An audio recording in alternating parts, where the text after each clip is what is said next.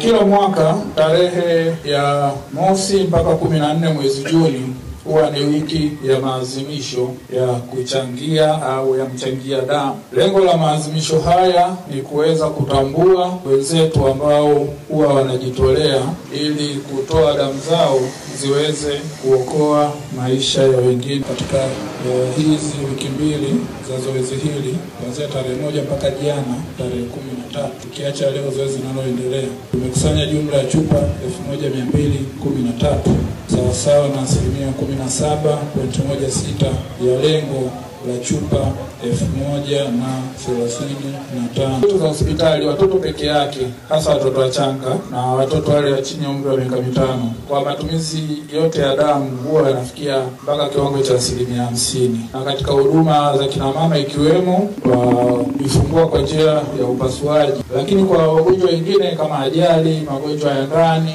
na magonjwa mengine, tuna asilimia iliyobaki ndio inakuwa hiyo ni 30.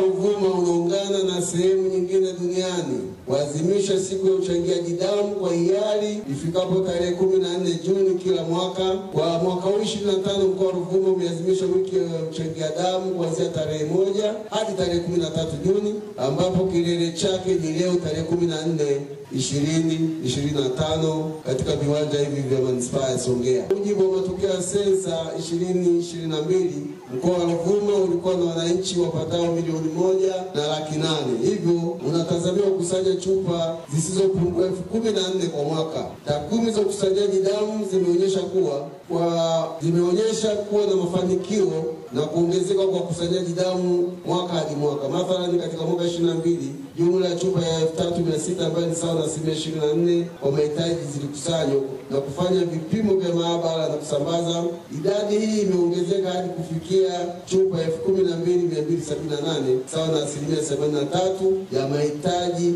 kwa mwaka 2023. Aidha, mwaka 2024 mkoa ulikusanya chupa 7,016 ambayo ni sawa na 47.4% ya mahitaji yote ya mkoa wetu. Pia katika kipindi cha mwezi Januari 20 hadi tarehe 12 Juni 2025 mkoa umekusanya jumla ya chupa 4,040.